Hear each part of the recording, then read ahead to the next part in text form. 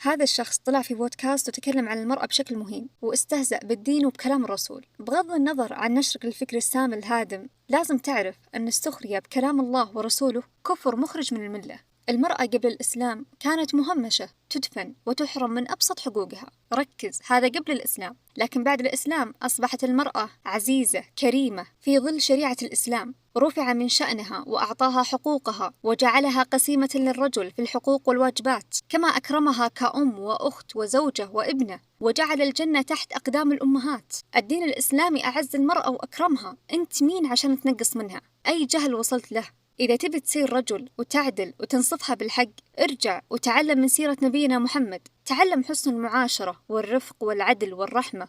أخيراً بأختم كلامي بقول نبينا صلى الله عليه وسلم: إنما النساء شقائق الرجال، ما أكرمهن إلا كريم وما أهانهن إلا اللئيم.